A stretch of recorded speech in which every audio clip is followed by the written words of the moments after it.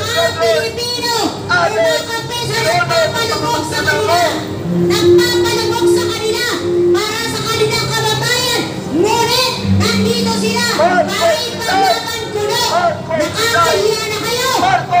Dumisin na po tayo mga kababayan ko. Huwag po tayo mag-iaan. Sino ba? Hindi po tayo lumaban sa tunay na nagpapahirap sa bayan. Sino pa? Matatalino tayong mga Pilipino. Huwag po tayong pumayag na gawin tayong tanga habang buhay ng pamilyang Marcos kasama yung Romualdez at Saldico. Sila po ang tunay na may kasalanan. Sila po ang tunay na sindikato sa kaban ng bayan. Huwag po natin bulagin ang ating mga sarili. Araw-araw po tayo magpapagod. Araw-araw po tayo naghihirap. Lumalaban po tayo ng patas para sa mahal nating Pilipinas. Subalit nakakalungkot, nagtawatak-watak ang Pilipino dahil sa mga personal na interes at sa pampolitikong agenda. Gumising na po tayo bayan. Ito po ang tunay na pagkibaka. Ito po ang tunay na katotohanan na dapat natin tumayo, tumindig, dapat bisig. Alisin po natin yung personal agenda. Alisin po natin yung personal na interes po ninyo. Kahalagan po ng sambayan Pilipino. Kahalagan po ito ng mga kabataan. Wala po yung next generation. Pag tayo nabubulag sa tunay na pinaglalaban natin. Alam ko po, matalino tayong lahat. Matalino ang mga Pilipino. Gising na po ang mga Pilipino. Subalit nakakalungkot. Binubulang po ng mga ibang samahan ang katotohanan. Tandaan po ninyo, ang lahat po ng gumagawa ng atarantaduhan sa bansang ito in the past 3 years, simula ng pagpasok ng Marcos admin, ay ang apelyido ng Romualdez, Saldico at Marcos. Walang Saldico kung walang Romualdez. Walang Romualdez kung walang Marcos. Lahat sila panagutin ng taong bayan. Sama-sama po natin isigaw, Marcos resign! Marcos resign! Marcos resign! Marcos resign! Marcos resign! Panahon na po, magkaisa tayong lahat, magkaisa po tayong lahat, wala ng kulay-kulay. Hindi na po natin kailangan ng mga pingkawan, dilawan, o ano bang mga kulay. Pilipino po tayo, isa po ang ating sinisigaw, panagutin ang mga kurakot sa gobyerno. Ang tunay po na kurakot sa gobyerno ay nasa Kongreso, nasa Malacanang. Nilubog po nila ang Pilipinas sa baha. Nilubog po nila ang Pilipinas sa napakaraming baha, Luzon, Visayas at Mindanao. Gumising po tayo. Hindi po tayo nagbabayad ng buwis para lamang bahain. Hindi po tayo nagbabayad ng buwis para lamang na-traffic. Hindi po tayo nagbabayad ng buwis para lamang nakawin ng mga politiko na nagpakasasa sa kaban ng bayan. Ang kanilang mga mahal sa buhay, kumakain sa mga mamahaling na hotel, nagbabayad 700,000 isang kainan. Mga politiko nagtawanan, nagbabayad ng 126,000 sa isang kainan. Hindi po nila pera yan. Pera po ng mga mamamayang Pilipino. Kailangan gumising po tayong lahat. Hindi po pwede mag-away-away tayong mga Pilipino na isa lamang ang ating sigaw, panagutin ang mga kurakot sa gobyerno. Wala na pong ibang kurakot mula noon hanggang ngayon. Marcos, Romualdez, Saldico na dagdagan pa. Kinawawa po tayong lahat. Dinarantado po tayo ng mga gahaman sa gobyerno. Gahaman po sa kaban ng bayan. Alam po natin, ang ating sinisigaw, panagutin silang lahat. Huwag po tayong pumayag na maghari muli ang mga demonyo. Mula noon, naging sa people power ang mga dilawan 1986. Buhayin po natin muli ang pakikipaglaban na ito. Ang tunay na may kasalanan, ang tunay na sindikato ay nakaupo sa palasyo.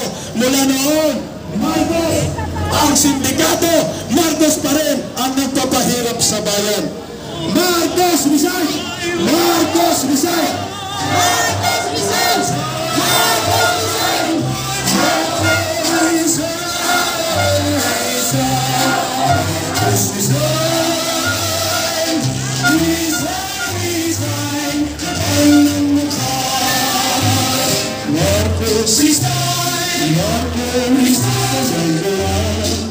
Malis ka na, ang dami ng bangag.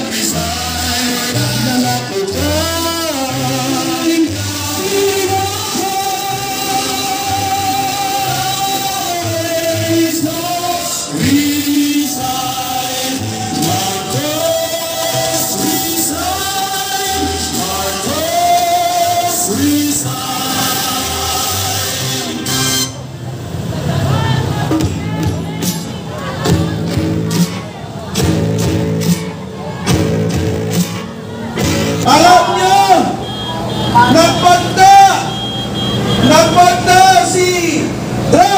Presidente ng Amerika, bibiliin daw ang Pilipinas. Bayad ba kayo?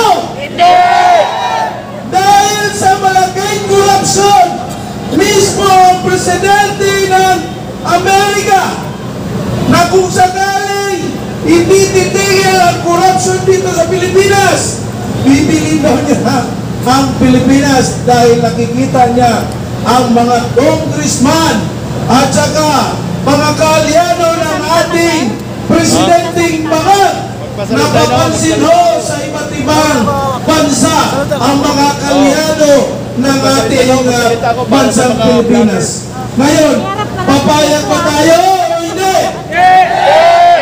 Kaya manawagan tayo, lumahok ko tayo, andyan ho ang ating mga kabatirang, mga Katoliko. Iparesign na natin ang ating presidenteng banal dahil wala siyang matinong pag-iisip, wala siyang mga progreso, mga plano sa atin, lalong-lalo na ang mga kabataan.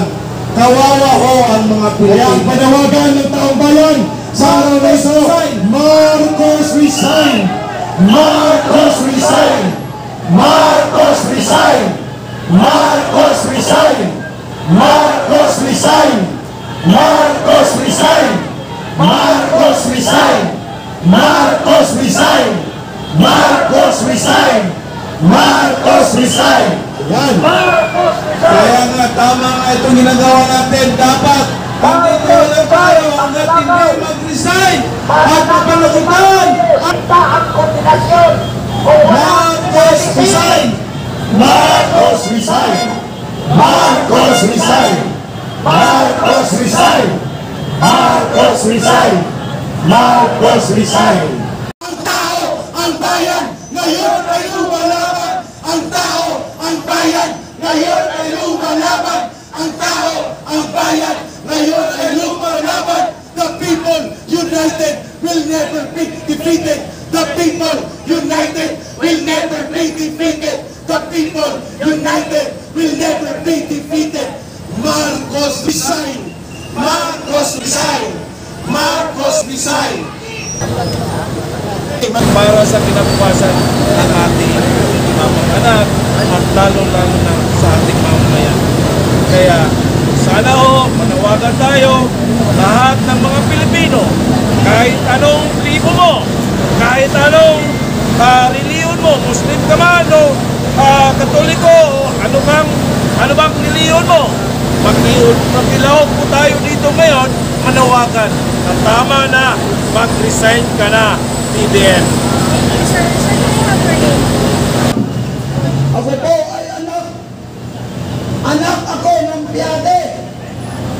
Santa Cruz, Manila.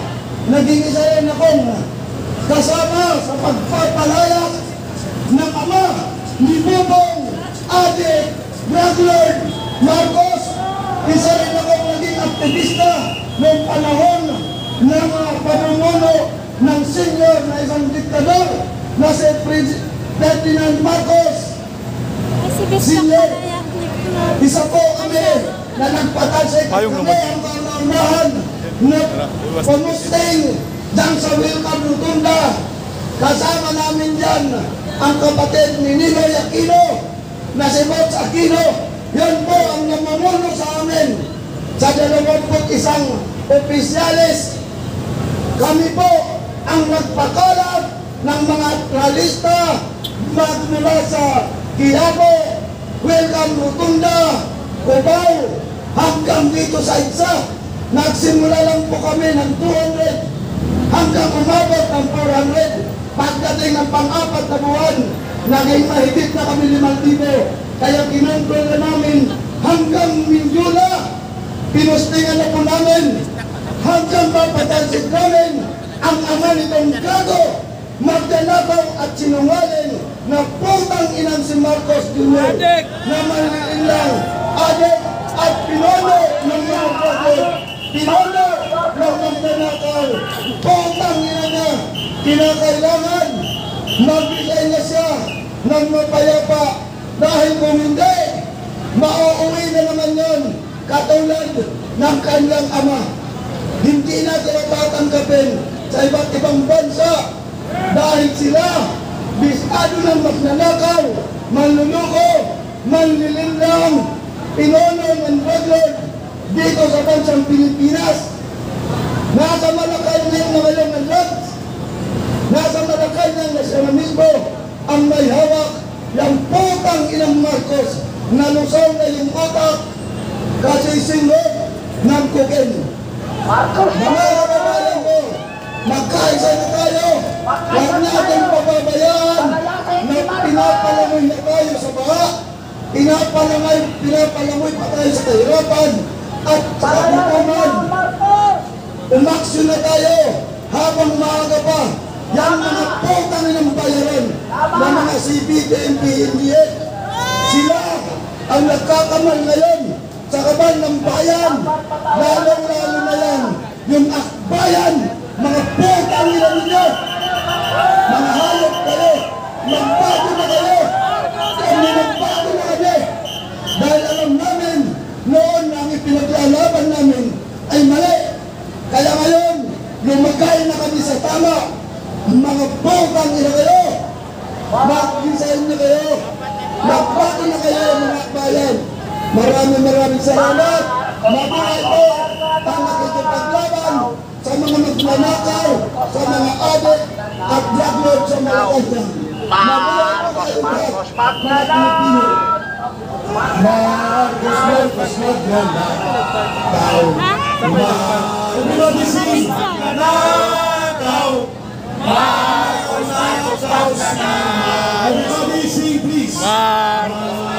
Marcos magnanakaw.